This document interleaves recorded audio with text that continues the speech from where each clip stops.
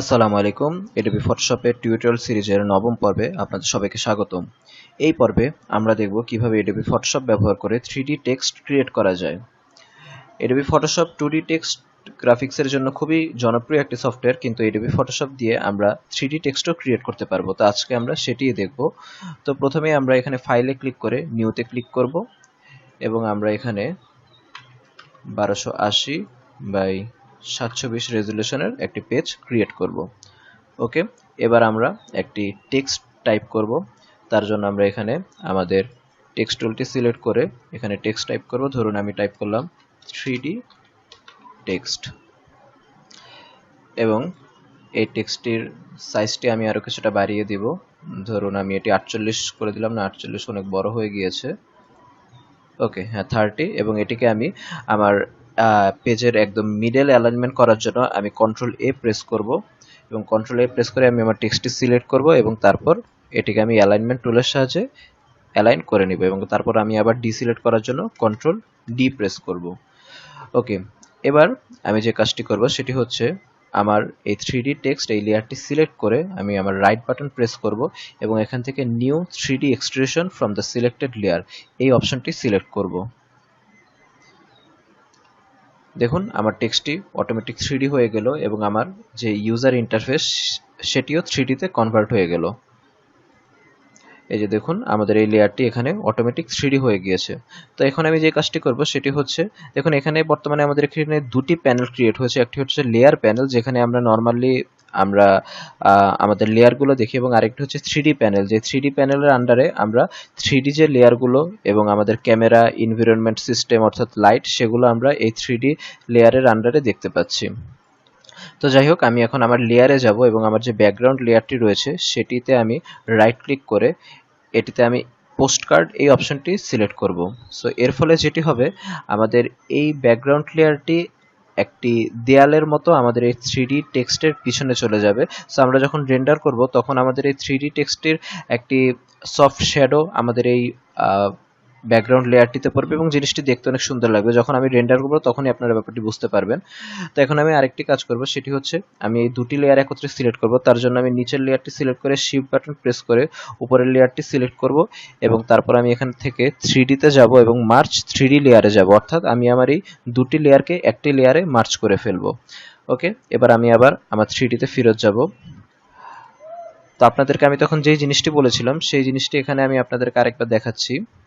দেখুন, আমি যদি আমার এই 3D লেয়ারে যে আমার এই কারেন্ট ভিউ সিলেক্ট করে এখানের এই অরবিট যে অপশনটি রয়েছে সেটিতে সিলেক্ট করি এবং তারপর আমি যদি আমার সিনটি এভাবে অরবিট করি, আপনারা দেখতে পাচ্ছেন যে আমাদের যে ব্যাকগ্রাউন্ড লেয়ারটি ছিল সেটি একটি দেয়ালের মতো রয়ে গিয়েছে এবং আমাদের যে টেক্সট লেয়ারটি সেই টেক্সটটি সেই দেয়ালের মধ্যে দিয়ে মানে এখানে এখানে অবস্থান করছে। তো আমরা এখানে দেখতে পাচ্ছি যে আমাদের 3D লেয়ারটির এক্সট্রুশন অনেক বেশি হয়ে গিয়েছে, তাই এটি বলা যায় এখানে যে মাঝখানের লেয়ারটি সেটির এই পাশ ওই পাশ দুই পাশেই রয়েছে। আমরা চাইলে এটিকে ফিক্স করতে পারি বা না করলে আমাদের কোনো সমস্যা নেই। তবে আপনারা যদি এক্সট্রুশন কমাতে বা বাড়াতে চান সেই ক্ষেত্রে আপনারা 3D লেয়ারটি সিলেক্ট করবেন এবং দেখুন এখানে আমাদের এক্সট্রুশন অপশনটি পাচ্ছি।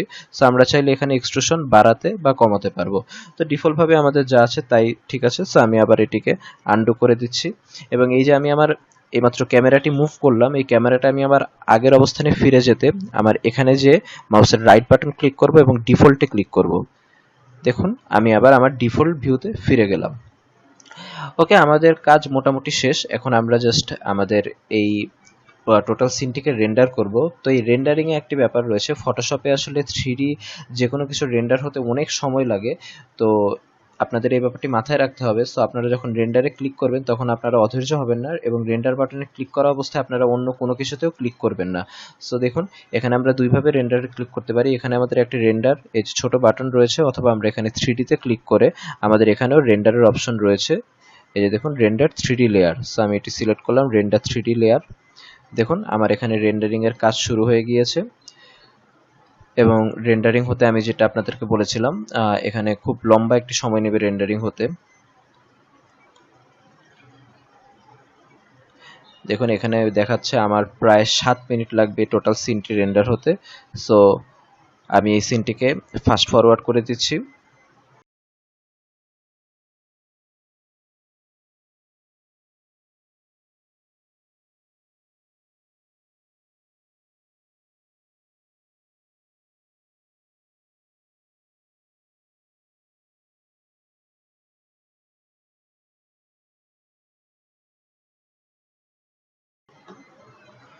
ওকে, দেখুন আমাদের এখানে রেন্ডারিং শেষ হয়ে গিয়েছে এবং আমি যেরকম বলেছিলাম আমাদের এখানে যে ব্যাকগ্রাউন্ডে একটি খুব সুন্দর সফট শ্যাডো আমরা দেখতে পাচ্ছি। তো এই পর্যায়ে আমরা যে কাজটি করব, আমরা আমাদের এই ব্যাকগ্রাউন্ড লেয়ার এখানে রাইট ক্লিক করব এবং এখানে আমরা রেস্টারাইজ 3D তে ক্লিক করব।